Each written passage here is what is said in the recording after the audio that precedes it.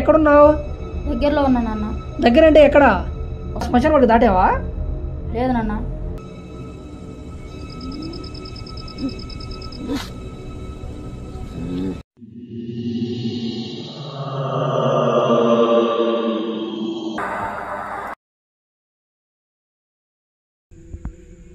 అవును రామా, టైం 12:30 అవుతుంది. వాడు ఎక్కడికి వెళ్తున్నట్టు?